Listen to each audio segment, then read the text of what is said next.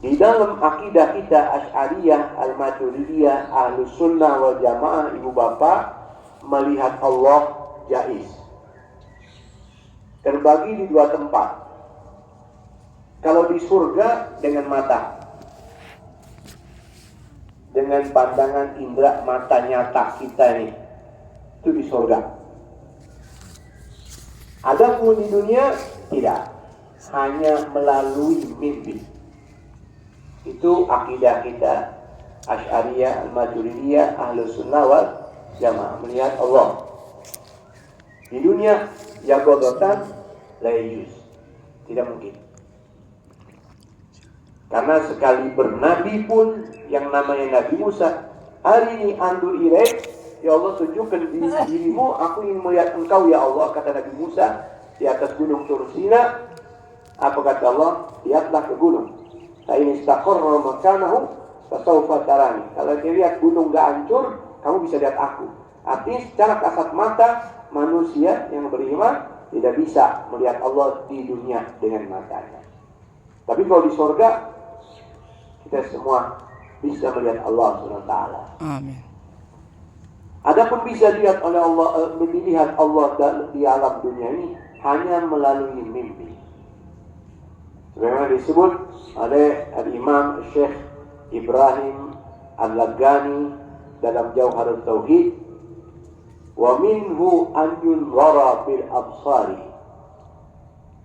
lakin bila kaifin wala inhisari lil mu'minina idh bi jaizin uldiqat hadha walil mukhtari dunya zabatat. Di dalam Jauharut Tauhid ada dua bait syair nadab yang dijadikan ini penangkal untuk kaum Mu'tazilah. Bagi kaum Mu'tazilah mustahil bagi makhluk bisa melihat Allah. Li'anna kulla syai'in yura fala budda min mujassimin. Karena segala sesuatu yang bisa dilihat berarti dia berbentuk. Au mujassam, dia berbentuk. Berarti Allah ada bentuknya. Jadi mustahil makhluk manusia untuk melihat Allah Sang Khalik, itu nggak bisa. Kata mereka yang berakidah Mu'tazilah. Maka ditolak oleh kita nih Ahlus Sunnah wal Jamaah dengan dua syair ini. Dikatakan wa minhu, dan daripada sifat jaiznya Allah, an yunzara bil absari, bisa dilihat dengan mata. Bila kaifin, tapi namun tanpa diketahui caranya. Walan hisari, dan tidak terbatas. Maksudnya tidak terbatas dengan pandangan mata, bisa dilihat dengan pandangan batin. Syaratnya dua. Lil mu'minin, bagi hanya orang-orang beriman. Idh bi jaizin, di mana sifat jaiznya Allah ditaklikkan. Kalau Allah memberikan suatu izin, siapapun tidak bisa menolak. Idh bi jaizin uliqat hada, maka ketahuilah walil mukhtari, dan untuk baginda Nabi besar Muhammad SAW, dunia tabatat, di dunia pun bisa melihat. Jadi yang bisa melihat Allah di dunia dengan kasat mata hanya baginda Nabi kita Muhammad SAW. Selain Nabi Muhammad, mau Nabi Musa, mau Nabi mana, mau orang soleh, mau wali mana, tidak bisa melihat Allah dengan kasat mata. Jadi Imam Ahmad bin Hanbal dalam mimpi ini bukan melihat zatullah. Ini kesepakatan ulama, beliau memandang dengan pandangan ainan basiran atau ainan qalbiyan, atau melalui pandangan indera penglihatan hati. Bahkan di kitab lain Imam Ahmad bin Hanbal itu mimpi Allah bukan sekali, 99 kali. Lalu dia beriktikad, kalau saya mimpi Allah lagi, saya akan bertanya, ada amalan apa yang paling cepat bisa mendekatkan hamba kepada Allah? Nah ini, dengan membaca ketika mimpi yang ke-100 kali, dengan membaca Al-Quran. Jadi intisari memandang Allah bagi kita Ahlussunnah wal Jamaah mungkin, cuman bukan melihat zatnya Allah. Bisa jadi cahaya ya di dalam mimpi, ya di alam dunia. Tapi kalau secara kasat mata nggak mungkin. Makanya Syekh Abdul Qadir Jailani ketika muncul cahaya yang memerintahkan kepadanya, abahtu lakal muharramat, aku halal untuk kamu yang haram-haram, aku gugurkan ibadah wajib kamu wahai Abdul Qadir. Syekh Abdul Qadir Jailani tahu ini bukan Allah. Karena Allah tidak bisa dilihat dengan kasat mata di dunia ini, nggak mungkin. Satu. Yang kedua, Allah tidak akan memerintahkan kepada yang mungkar. Maka otomatis ini setan. Ikhsya ya lahi. Karena Syekh Abdul Qadir Jilani orang alim, jawabannya binasalah kamu wahai yang terkutuk setan. Gitu. Jadi secara kasat mata itu tidak bisa. Ini bicara tentang memandang Allah di dunia persis sekali, jelas, gamblang sekali. Jelas dijelaskan dalam kitab Sabilul Abid ala Jauharati Tauhid, dikarang oleh Syekh Kiai Haji Muhammad Saleh Darat, salah satu guru dari Kiai Haji Hashim Asy'ari. Dijelaskan juga dalam kitab Sirajul Talibin ala Minhajul Gawin karya Syekh Ihsan Muhammad Al-Jabsi Al-Qadiri, kitab Sirajul Talibin. Itu dijelasin bab itu, memandang Allah. Lalu kemudian tanbihatun, inna tilawatal Qur'an, sungguhnya baca Al-Quran itu afdal min sairi anwa'i az-zikri, dia paling utama dari semua zikir. Jadi baca Quran itu zikir, tapi yang paling hebatnya zikir itu baca Quran. Itu pun dengan kaidah apa? Alladzi lam yukhassa bi waqtin aw mahal. Yang mana zikir Al-Quran ini menjadi paling afdal jikalau tidak dikhususkan di waktu dengan waktu tertentu, au mahalin atau tempat. Malam Jumat pengen baca Quran, bagus. Tapi lebih afdal salawat. Baca Qurannya Al-Kahfi, At-Tabarakal Mulk, Ad-Dukhan, As-Sajdah. Selebihnya apa? Salawat. Salawat paling afdal, kalah nilai Quran. Karena ada waktu. Oh, zikir sebelum apa?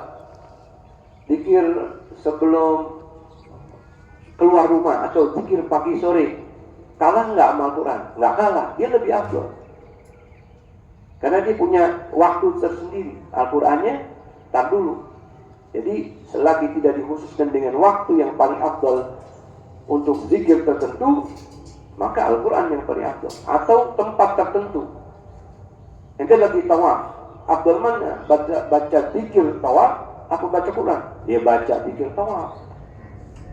Lagi sa'i, lebih afdal mana? Baca Quran, apa zikir sa'i? Zikir sa'i. Jadi ada tempatnya dan ada waktu-waktu tertentu.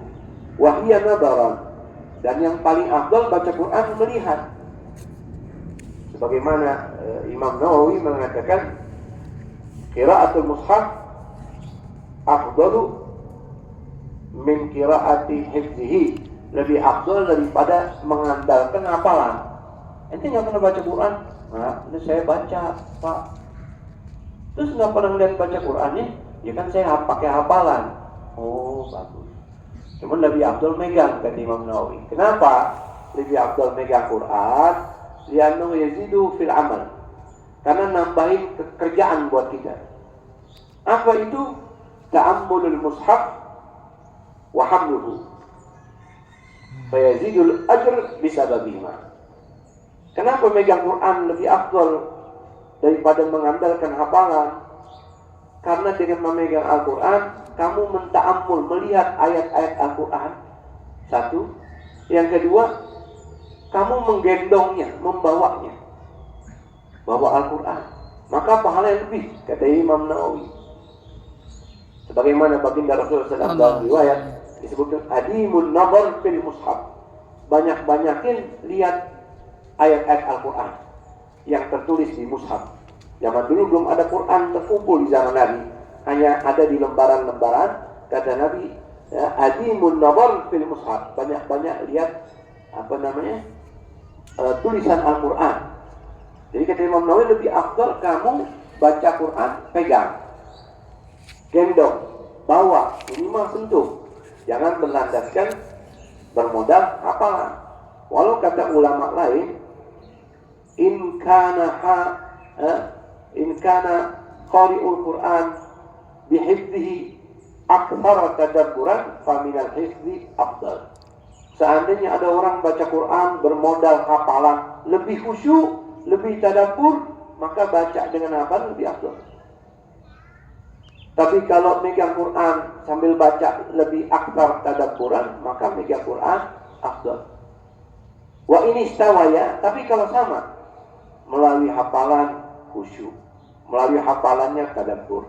Dengan megang Quran tadabbur, kata Imam Nawawi, falhamlu wal qiraatu afdal. Tetap sambil megang, sambil bawa Quran lebih afdal. Ya, pegang Quran. Ibu bapak, ya, kita sehari semalam pegang HP berapa kali? Oh, cuma 5 kali, mustahil. Tiap 5 menit pegang apa? Handphone. Jangan dia kata bunyi, nggak bunyi aja dia lihat. Nggak pakai bunyi dia lihat, cuma getar aja, udah kebingungan.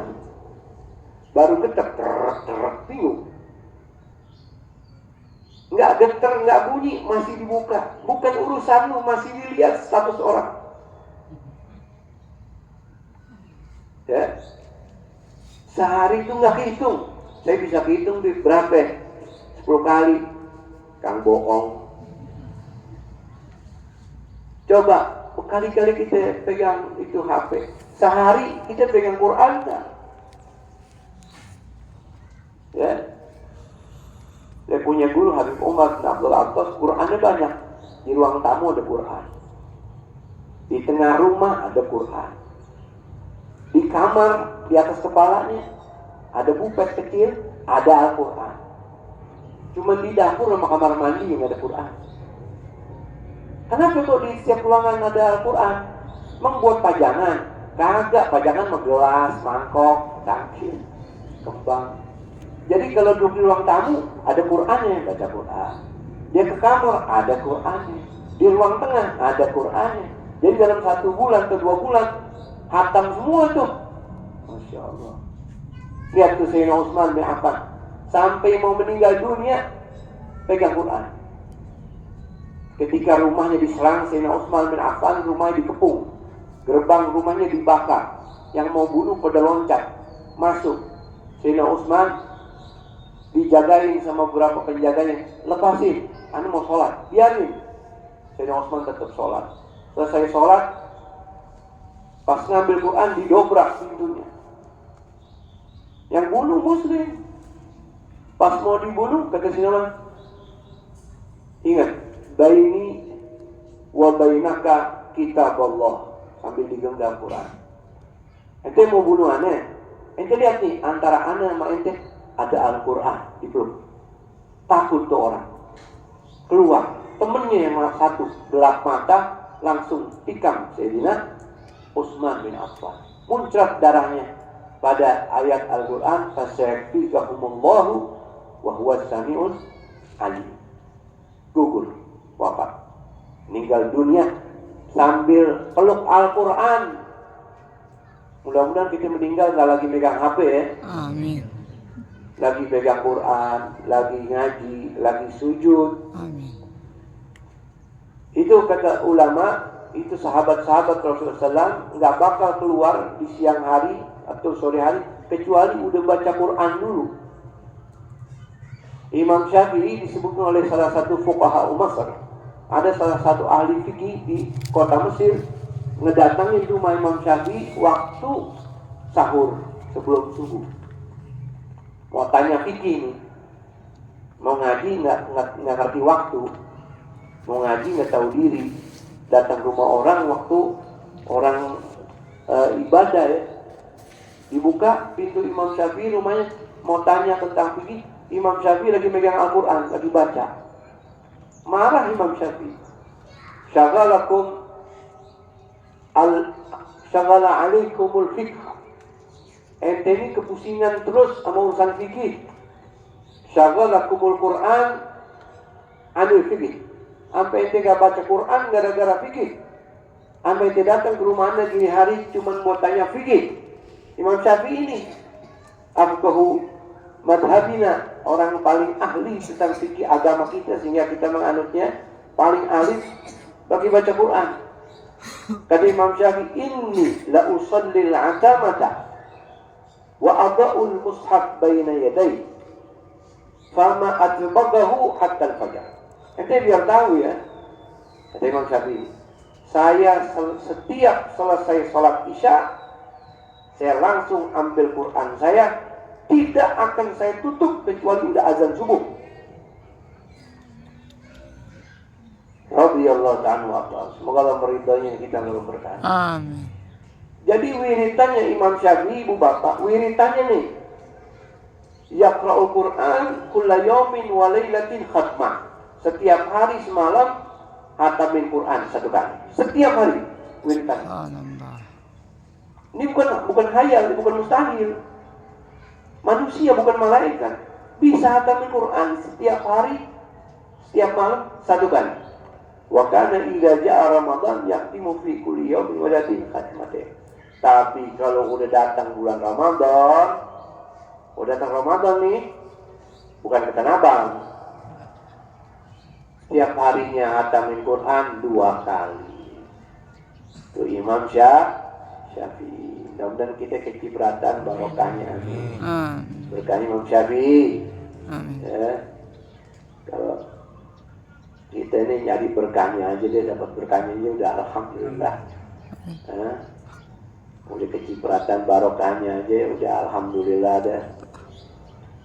Oh jadi imam Syafi'i sih mustahil dah. Pagi nyari gorengan, sore nyari bakso, hafalan kuliah. Ya, begitu deh. Fikih Safinah ulang 7 kali, gak hatam. Begitu. Lalu di kitab ini wahyan nabaran, nabi mengambil sholat dan sholat